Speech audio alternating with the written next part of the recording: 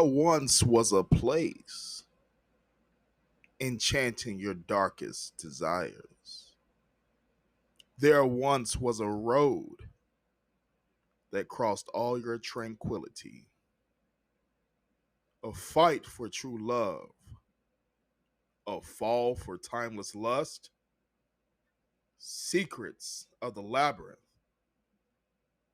destroyed bonds at the glance in a mirror. Hearts closed, thorns in prison, a spirit hardened.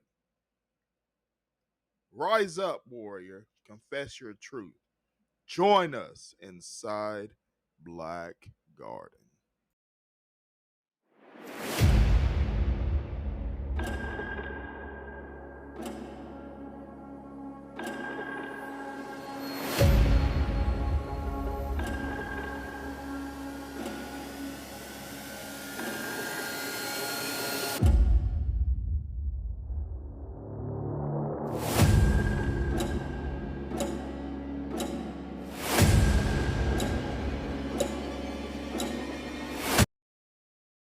Good evening, good evening, and good evening. Welcome to the Create Dominion podcast with your host, Dominion, and welcome to episode 1 of season 2 of The Black Garden. I'm very excited and just very filled with joy to be starting a brand new season of this wonderful series in the Black Garden. And so for those of you that don't know what the Black Garden is, or it's your first time tuning in, Black Garden is a series on dating relationships from both sides. And so season 1, I encourage all viewers and listeners alike to go check out season 1, where we cover various forms, whether it's the Enneagram, whether it's erotic blueprints. We have perspectives from those of that committed infidelity, coaches on how to bridge the gap with infidelity and create a sustainable, long-lasting relationship and marriage. And so we have none other than Adrienne Harris out of British Columbia to tell her story and talk about her experience when she's going to come from a different perspective on numerology and using that to help her clients be successful in their daily lives. And so welcome, Adrienne. How are you? I'm great. Thank you so much for having me. I'm excited for this. Awesome. I want to welcome you. It's a pleasure to have you on the Create Dominion podcast, and pleasure to have you as to kick off season 2 of this wonderful Black Garden series. And so with that being said, can you tell the audience a little bit about who you are? Yeah, you know what? I'm a girl who grew up in a small town in rural British Columbia, Canada, on the west coast side, and I grew up on a small farm, and I come from actually a really big family. There's 12 kids on my mom's side and 5 kids on my dad's side. And so it was kind of interesting. I was born in the early 70s. I had the misunfortunate experience of growing up with sexual molestation starting from a really young age. And it wasn't something that I really knew a lot about, nor did, my parents didn't know, obviously, because it happened for quite some time. But I didn't really understand what was happening to me at such a young age. It started at the age of 3. Where my uncle inappropriately touched me. And, you kind of get the heebie jeebies, but, as a child who, grows up in a household and lots of cousins and things like that, you sometimes think some of those things that happen are normal. And they weren't normal. And unfortunately, they went on for a long time. And yeah, so those were kind of like my first experiences and where I come from.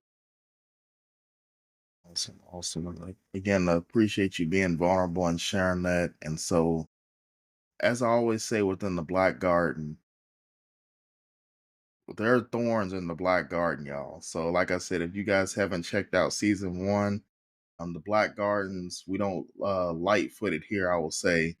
And like I said, we're gonna come from a perspective of not just a coaching perspective, but these are lived experiences, and this is one's perspective of how they have lived their life. And so, as I always say, I encourage everyone. Maybe you have no idea about molestation or any rift with your family. Maybe you don't know anybody like that, but I encourage everyone, take one thing that's said today and apply it daily to your daily life to become the best version of yourself and to decree the dominion of your own mind. And so I'm sure there's multiple things that we can take away from today's episode, but as you're listening, I want you to reflect. If you're standing next to a mirror, look in the mirror and think, I want you to understand that it could be anybody. It could be people that maybe haven't come forward yet. Maybe it's your coworker, maybe it's your professor if you're in college, maybe it's your best friend. Maybe this has happened to them and they just have never spoken up about it, or maybe that's something that they're still trying to heal from. And so, as you're listening to this wonderful story and taking in all this wonderful knowledge, make sure you're, reflecting on your own life and those around you, and take one thing and again apply that. And we always say, reach one, teach one, right? And so maybe there's something that's learned here today that maybe you do have that family member, or I remember my cousin said, used to tell me when we were younger that happened to her and I didn't believe her. Show yourself grace, but also lend a hand of hope. I always say lend a hand of hope. And so buckle up, fasten your seatbelts, make sure you have your band-aid just in case you get pricked by the thorns inside the Black Garden, and enjoy the ride. And so the first question I have for you, I know you touched on it a little bit already, but can you tell the audience a little bit extended version of how you grew up and how that shaped who you are today within your coaching background? Yeah, absolutely. So as a child, I was really shy. I was really meek, but yet I also wanted to be seen and heard. And in the 70s, that wasn't the norm.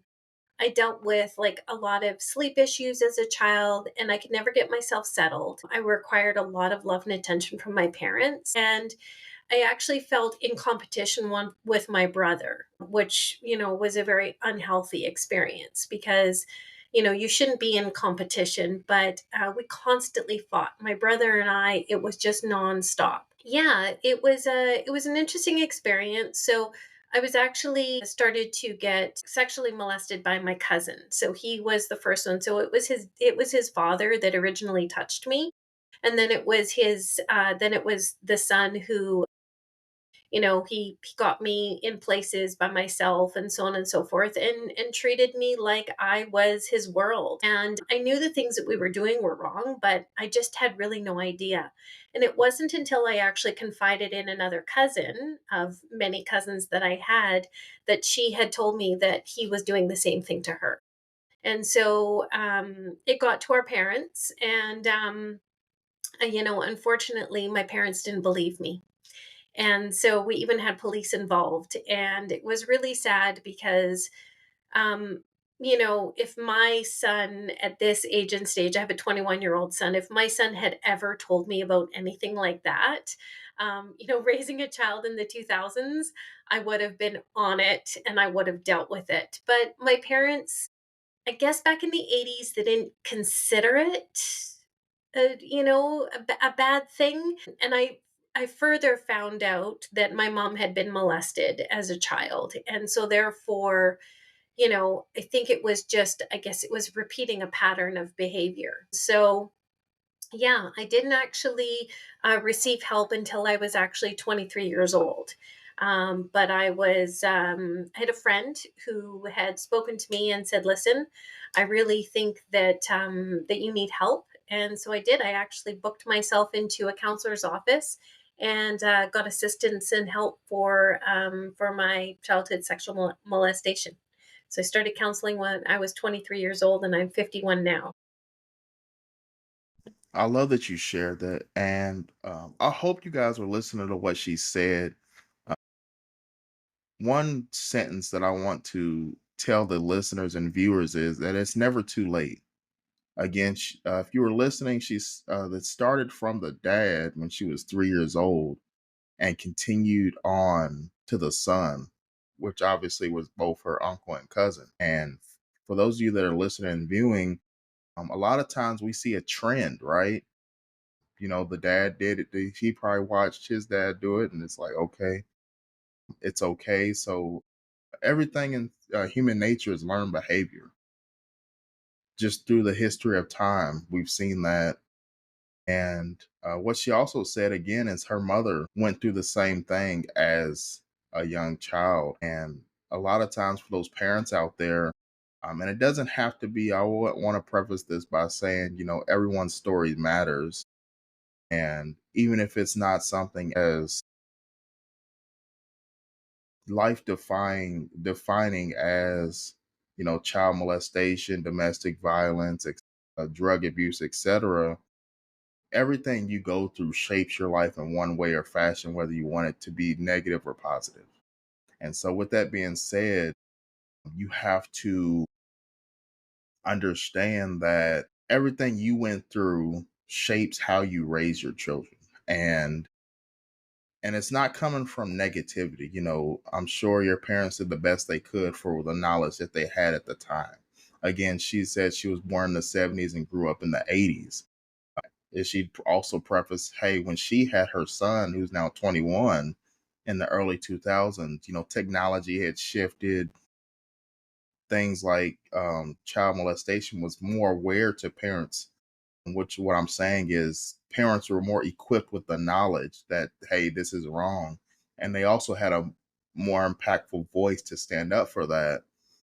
Whereas, maybe in the 70s, 60s, 80s, those things weren't as knowledgeable and weren't talked about on in a form of, hey, if this happens to you, you need to, snip it in the bud right now. And so what she said is at 23 years old, she seeked higher counsel.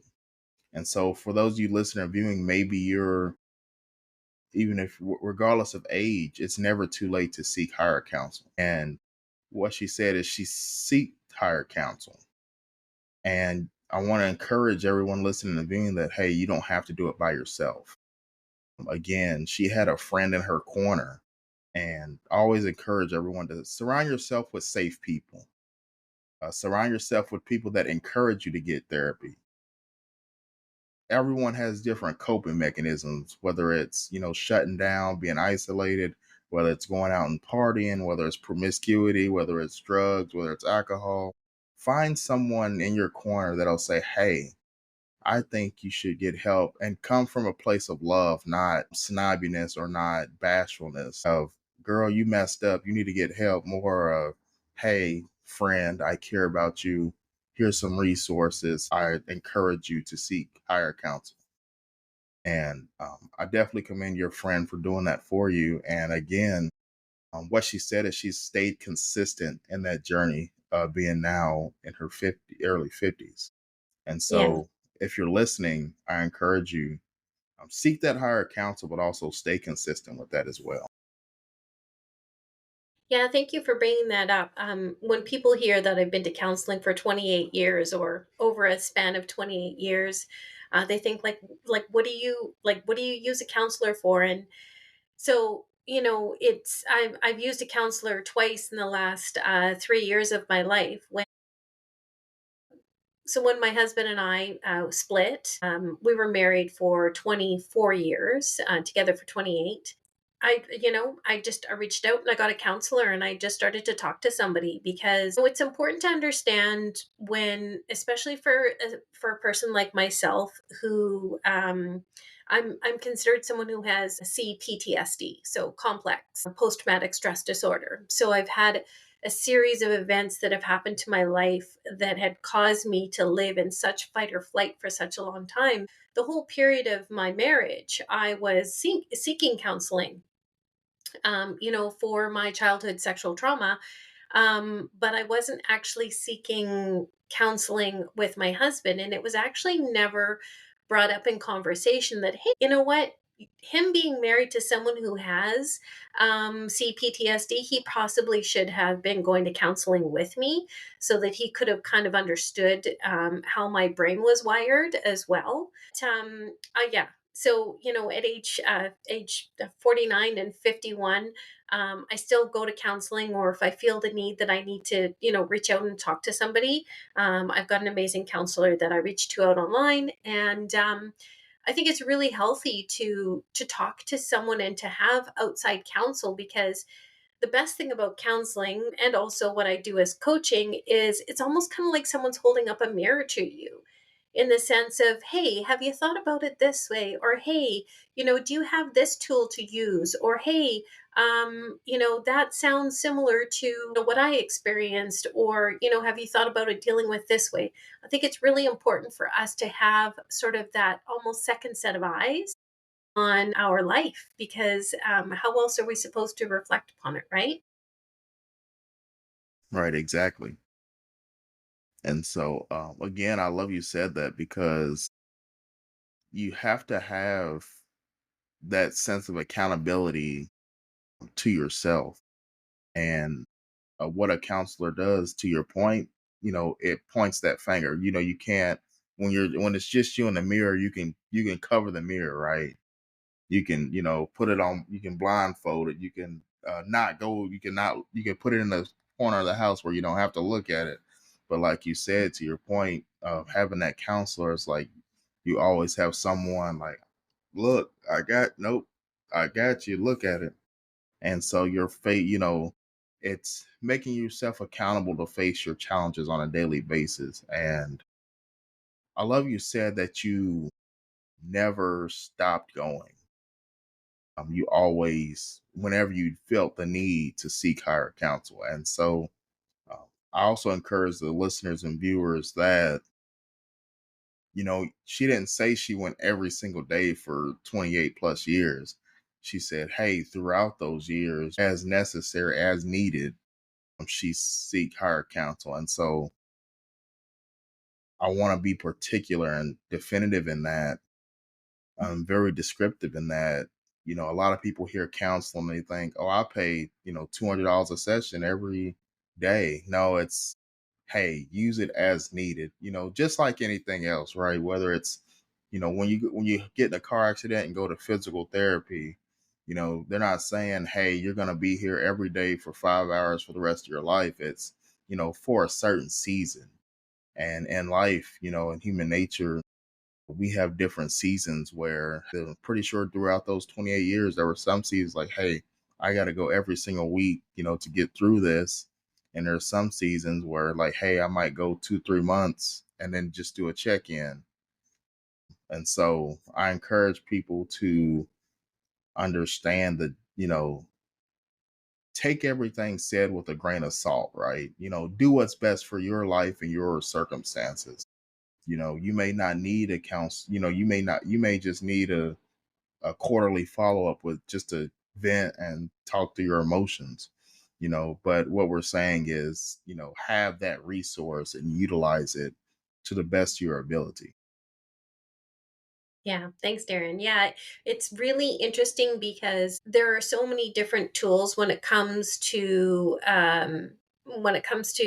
counseling, and you also need to find a good fit for you as well. I've walked into some counselors' offices and when I'm sorry, but I don't think you can help me, because they get back into the old textbook. And I actually saw counseling when I was younger as well too. My brother was very abusive growing up as well, and so I grew up in a very tumultuous household. And, we have so much knowledge and tools at our fingertips now. And one of the things that I really learned about myself, and this was through going through my experience with the breakup of my marriage, which was a couple of years ago, was really understanding my attachment styles. I knew that I had a dysregulated nervous system because of the fight and flight that I was put in.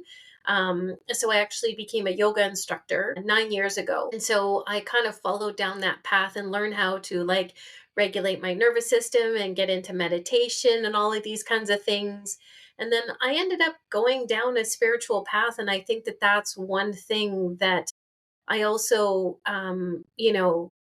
recommend as well too, because when we believe in source or power that's higher than us, it's actually very comforting to be able to tap into that. I teach a lot about trusting your own intuitive nudges and your own intuitiveness, which we all have. And sometimes people have a hard time with that because they might have something that has held them back, or there might be some childhood things that we haven't looked at, or there may be layers underneath your subconscious that are hidden and that I can sometimes see within your numerology chart.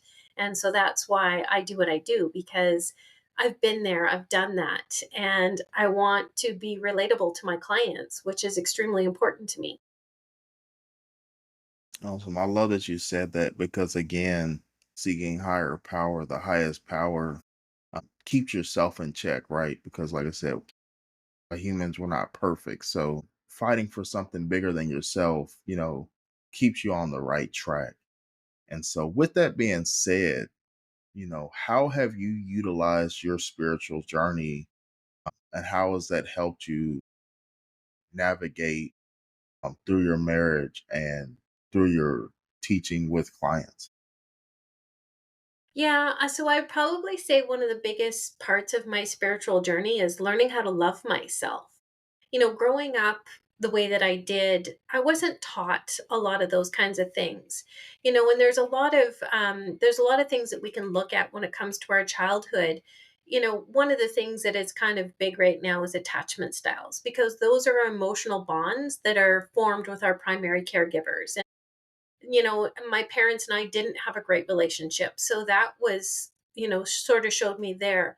I wasn't raised with parents that were like, they told me that I could do whatever I set my mind to, but my self-worth and my self-esteem, being raised with sort of that lack of validation, it really shapes how we feel about ourselves, and if we actually deserve healthy love, which at the time, I didn't believe I did, because I was raised that my body was not my own, and that if I needed something from somebody, I would use my body to get it. And then we jump into multiple things like, communication patterns.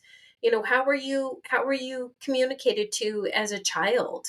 Was there respectful communication? Was it, screaming and yelling? Did you get I experienced a lot of love bombing, and then my parents would punish me, and then they would say, well, we're punishing you because we love you. And so there was a lot of, like, dysregulation and up and down, and just a lot of, I mean, I grew up in a very loving household. Don't get me wrong. I love my parents and they did do their best. But I think that there's a lot of early experiences that shape our life and our beliefs about love and loyalty and what's normal in a relationship. And so for a child who doesn't see things, who isn't raised in a stable loving home, they tend to have sometimes, I guess you could say, dysfunctional relationships or partnerships as adults, because we're not equipped with, that feeling of security within ourselves, and then managing our emotions, and then all of these other kinds of things. So it really comes down to,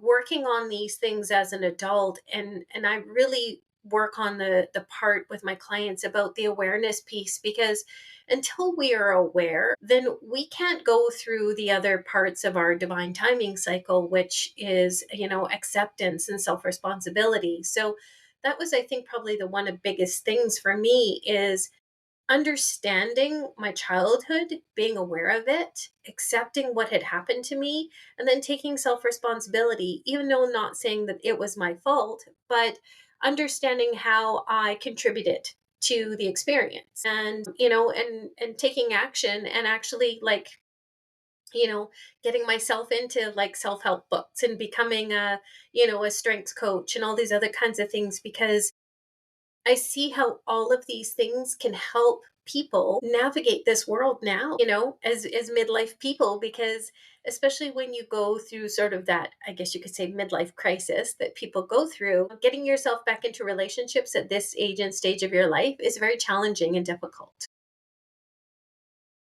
Awesome. And I love that you said that you had to learn to love yourself. I think that's lost in translation, y'all. Again, she's, in her early and she said she had to begin to love herself. And again, like we said earlier, when it came to just navigating life and seeking higher counsel, it's never too late to learn to love yourself. And, I know there's someone right now listening and viewing right now and said, I just don't have the self-esteem, or I just don't have the willpower, or I just don't. You said something earlier. You don't think you deserve healthy love. And so I encourage anyone that's listening right now that you deserve to desire what you want in your life. If you want to, if you're in your early mid 20s or 30s, you deserve to have a healthy marriage with beautiful children if that's what you want. You deserve to have a partner that doesn't give you anxiety, or doesn't make you depressed, or doesn't put his hands on you or her hands on you. You deserve, again, healthy relationships, regardless of how you were raised. I love that you said that, hey, I learned how to love myself. And you also spoke on a lot of tools and resources, self-help books, atomic habits, what to say to yourself when talking to people. One of my favorite books is The Infinite Game by Simon Sinek. 48 Laws of Power. There's so many different, the laws of art of seduction, just different books and tools to really learn the mindset of humans. Learn how you tick. That's what you alluded to, is, those attachment styles, those communication patterns. I love that you said that, because that's one thing that a lot gets missed in translation. And real quick, for the viewers and audience listening and viewing, I want you to look in the mirror and just think about how you navigate your daily life. Think about how you communicate at work. Think about growing up, how you communicated at school. Think about every boss that, or manager, or superior force that you had within the workplace or school, or principal or teacher. Everyone communicated differently. Everybody in life, they said, hey, this guy was a jerk. He was strict. He was like major pain. He was, upfront, blunt, didn't care what you thought, spoke his mind, cussed at you, spit in your face. He was just, and then, hey, this other teacher, this other boss I had, she was, he or she was very compassionate, very understanding, very, or another one, a very emotional, very, you know, charismatic. Everyone has different communication styles. And then if you look at, as well, look at some of your coworkers or classmates. You said, no matter what I tell that guy or girl, he or she just don't listen. Or, man, I'm having a, I'm at work, we're trying to complete this project, this deadline. And every time I call this person that's supposed, my partner that's supposed to be working on me with this project, they never answer. They give me one word answers and that's it. That's due to how they were communicated as a child and how they perceive communication. And so as you're looking in the mirror, think about, studying those different things, so that you can better relate to people and better communicate with others. The different personality types, there's all, sanguines and cholerics. There's so many different personality types, and how people wired that way is another good book to, look at, just some basic tools, a quick little read on, how people are wired in their brains. And, I encourage everyone to study just different, resources of that nature, to learn how people think and learn how people act, because everything, everybody's different, and everything we see is from a different perspective. You might see somebody, why do they act like that? That's weird. It's not that they're weird. You're just not used to how they navigate their life. And so, if everyone's weird, we're just all weird in our own way. And so, Yeah, the neat thing about what I do is I also see communication styles come up in numerology.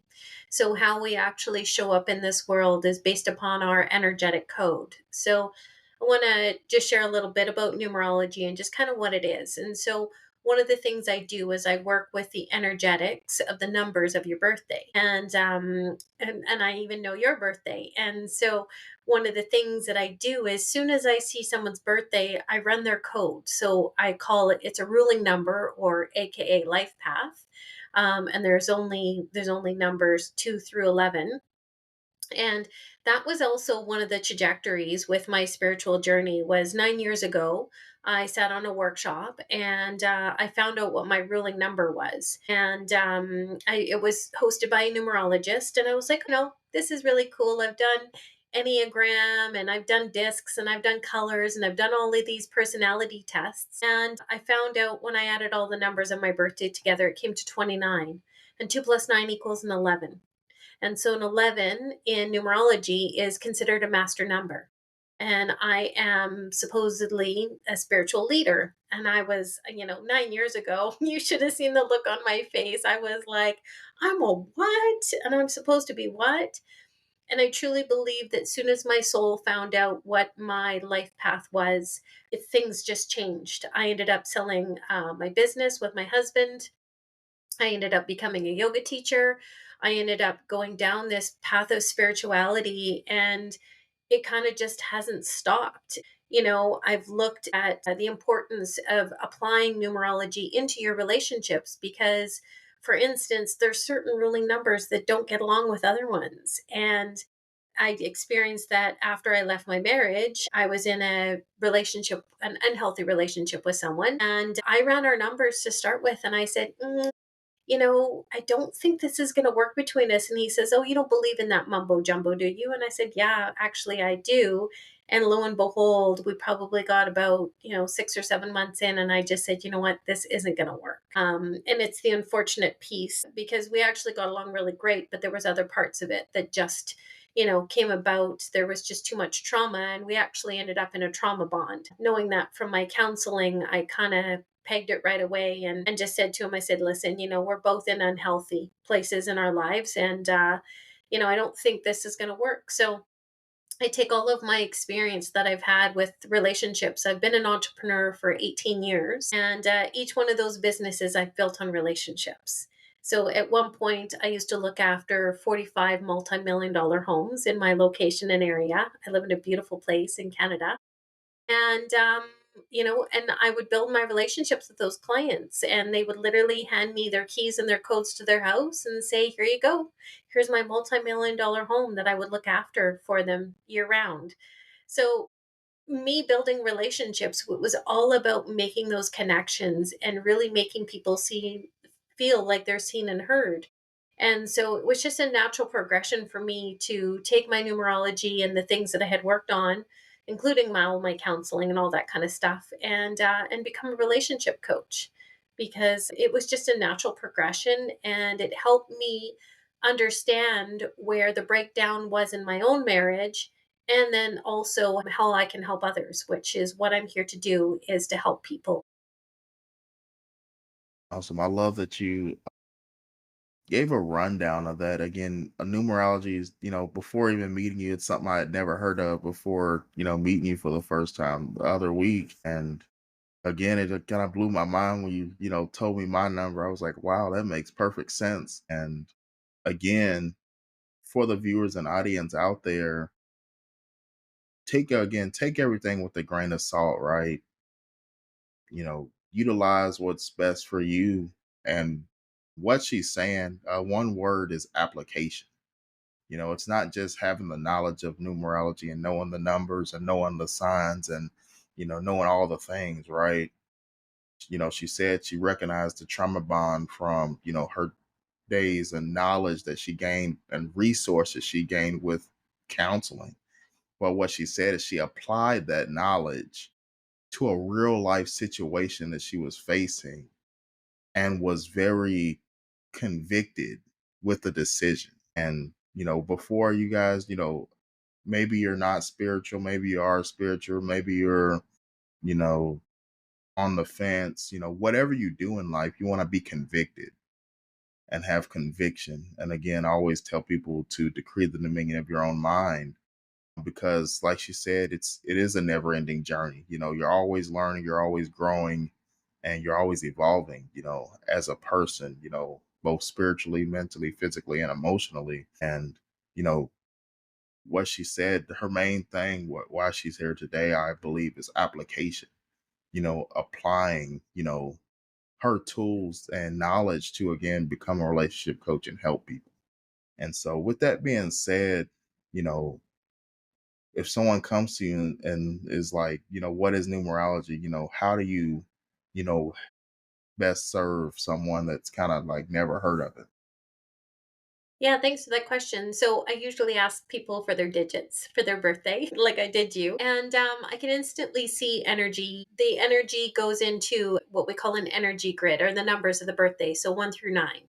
And so soon as I look at those numbers, I can instantly tell things about someone if they're missing numbers or if they've got multiple of numbers. So for example, I think you've got 3 9s in your birthday. So or 2 9s, right? So that showed me that you are, you're a humanitarian and you really want to help people, but you're also really smart. And so and sometimes we help people to the extent that they can sometimes take us for granted. And so that is kind of one of the things. So I instantly look at that. And we also have what we call in any type of thing, we have an empowered and a disempowered side. And so each of the numbers that we carry, they can be empowering or they can be disempowering. And that's one of the things that I found out about myself. I found out that I had subconscious experiences of codependency and idealism and all of these kinds of things where, helping myself understand these energetic codes of my personal self and then helping now my clients is what brings fulfillment, because we always have to start somewhere. And so I usually do an intake form with someone where I ask them their birthday, and then I ask them some questions, because I think it's really important that I help people with what they want help with, not what I want to help them with. So that could be career, that could be relationships, that could be whatever it is, but the one thing that we need to start with first and foremost is the relationship that you have with yourself. Because without knowing who you are, then how are you supposed to show up in this world and be you, right? I love that you said that, because one quote I've always said, for those of you that have listened to the first season and listened to the episodes of the Creative Dominion, I always say it all ends and begins with you. Everything ends and begins with you. And again, I love that she said one thing that, you know, kind of gets lost in translation in today's society, and it's that she's here to service you. She wants to help you achieve not what she thinks that you need, but she wants to do what you think was best for yourself. And to your point, if you don't know yourself, how could you really even seek higher counsel? Because then you're coaching someone off of a false narrative or something that they think they need. And then they're like, this isn't working. It's like, because that's not even, what you really wanted. And we always heard that old saying growing up, be careful what you ask for because you just might get it. And that's especially in relationships, they're telling you, hey, I want this in my relationship, this, and then do your coaching and they get that and they're like, wait a minute, this is not what it's, the grass isn't greener on the other side, right? Or this isn't what it's all cracked up to be. And again, that's why I love that you said learn yourself first. So then you're coming from a place of authenticity when you're seeking that coaching so that you can better perform. It's just like sports, right? If you tell a coach, if you don't think you can shoot threes and you never tried to shoot threes before, and you tell a coach like, "Hey, I really want to dunk a basketball," and the coach teaches you how to dunk a basketball, and then you get on the court and you're mad because they won't let you drive and dunk it, and they're trying to make you shoot. You're like, "I don't know how to shoot." Well, that's because you were supposed to get the coaching to learn how to shoot so you could be versatile. And so, same thing with, your relationships, make sure you're, working on yourself first. so that you can, again, when you're seeking that coach, that you can be authentic. And so, what is some advice you would give for someone that's a client of yours that, you know, are kind of struggling with staying consistent with your coaching? Yeah. So when I work with clients, I always say, you know what, I'm accessible. I think that's one of the things that I see in the coaching industry is, especially if I've got a client going through some massive transitions, I want them to reach out to me. So that's one of the main things is there's always help. And you had mentioned that earlier. I love that you said that. There's always someone there to help you. And we need to learn how to trust ourselves. What I mean about that is trust our own intuition, trust our own discernment. If you meet somebody or if you run across somebody, say in a business dealing or something like that, or you just feel like something's a bit off, trust the energy because we are all energy no matter what. And I think that that's one of the things that, as we sort of step into some different times in our world right now, see people for who they are as energy, not for not for what other people tell you they are, and really just get to know yourself first and the parts of yourself that you kind of struggle with, because I think that that's the most important thing, that you know you have yourself and nobody else. You leave this world with nothing and you come in with nothing and you leave with nothing. So it is really just to learn how to trust yourself. I love you said that because a lot of people, they, see that from potential, right? And you want to see others from, they always say, come as you are, right? And you want to see people for who they are, not the potential of who they could be. And I think, especially in relationships, that gets lost in translation because we're looking at, well, hey, I want to get married, so I'm going to make this person my husband or wife. And then in reality, they're just not that person. And you're like, well, I'm going to make them that person. And to your points earlier, you end up with that, disservicing yourself because you're like, why can't I make this work? Is because you haven't even made yourself work yet. So you don't have the capacity to try to make another person fit a lifestyle that you don't even know that you want for yourself. And so I love that you said that. And so, what are some tips, advice, just different things? Um, I'll let you roll for a minute on just some tips, advice, anything that you would like to tell people about numerology, or what are some things you've learned, going through a divorce and finding love again that you would like to share with the audience? And then I'll let you end it by telling the audience where they could find you. Yeah, for sure. So I actually learned this from another counselor, but I utilize it in my relationship and dating coaching. Is there's five major keys to relationships, especially when you're in your midlife. So first off, know your value, know who you are, know what you're going to bring to the relationship. That's so important. And I don't mean like wealth value. I mean who you are as a person. How do you treat people? What are your values? The second one is your purpose. Why are you getting into a relationship? What do you want for a relationship? Like you said, if you get in a relationship with somebody and you want kids and a family and they want to travel the world and don't have that, then that's not going to be in alignment.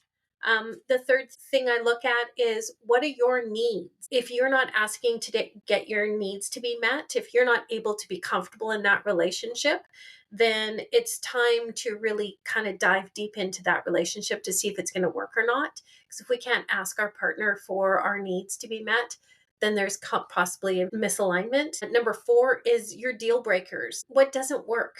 So if you get into a relationship with someone and maybe your deal breaker is that say you're clean and sober, and you don't want to be with somebody who drinks, and your deal breaker is that they drink, and then you get into the relationship and they start drinking. How are you guys going to manage that type of thing? That's a major thing. And then my fifth thing that I really focus on with my five key things is, what unmet need are you bringing to the relationship from your childhood? So each and every one of us has that inner child that needs to be seen and heard. I myself, mine is to feel emotionally and physically safe because I didn't feel that in my childhood. So those are the five things that I really focus on with my clients, because if they're not getting those five key things met within their relationships, then it's time to reevaluate and see where you can possibly work on things. Awesome, awesome. And I love you share that because a lot of times in relationships, we don't even know why or who we're dating or who we're getting in a relationship with. And again, going back to what we said, you have to be convicted and be applicable. Again, like she's mentioned, the deal breakers. If you know you don't want anybody that drinks or smokes, when they do that for the first time, are you convicted in that decision? And are you going to put your foot down and say, man, or, hey, we had this discussion before we started dating that I don't do alcohol, this isn't going to work for me. Or are you going to just go with the flow, and then years go by and now you're both drinking every night or on the weekends, and it's like, I told this dude or this woman, man, I said I don't do drinking, and then now I'm over here drinking my tail off. Same thing with the alignment of goals, right? If you know you want to have 3 kids and be a homebody, but your partner wants to go to Greece every month, you're not going to be in alignment, like she said, and you're not going to be able to cultivate a healthy relationship because you have two different wants and needs. And to end it, I want to focus real quick on the needs. A lot of times, especially the social media age that we're in today, everybody sees the cars, the jewelry, the financials, the wants, the vacations, the clothes, the shoes. But like she said in her 5 things, her 5 tips, are your needs being met? Have you communicated your needs? Because, I see it every day, couples complaining about each other on Facebook or social media. And it's, have you communicated that to your partner? Especially, and it's not always just financial, but especially, emotional needs, right? I love that you said that, hey, you didn't get that emotional connection as a child. So that's something that is a need for you. It's an urgent need that you're convicted about when you're looking into dating. I want to encourage the viewers and listeners alike to, communicate that with your partner or your potential partner. Again, we always used to say as a kid, closed mouths don't get fed, right? And so if you never tell somebody that, hey, I need to be cuddled, I need to be loved, or I need to feel like I matter, and then you go in a relationship and you never communicate that, and then they make you feel the opposite, then they're going to just think you're just some bitter, you know, jerk. And then you're just like, I need you to do this. How many times, have you heard your friends at work, or maybe you have girls' night out, or maybe your guys at the couple guys at the bar, and you said, man, she just don't listen, or he doesn't understand me.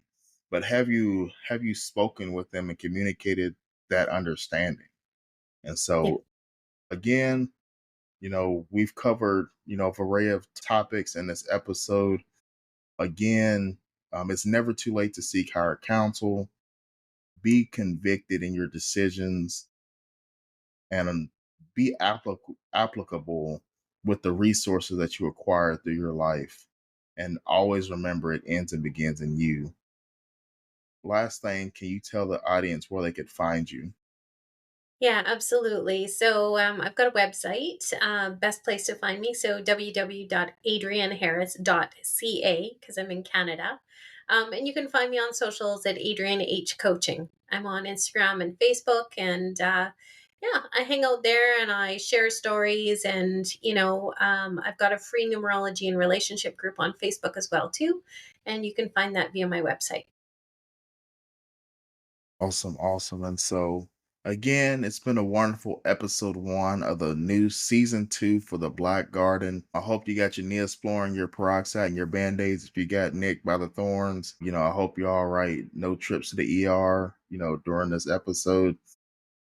Again, it's been a wonderful to have Adrienne from Canada and the British Columbia excited to kick off this brand new season coming February 2025.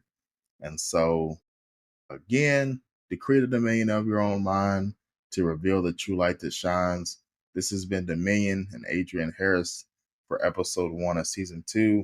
And until next time, inside the Black Garden. Thank you. Thank you.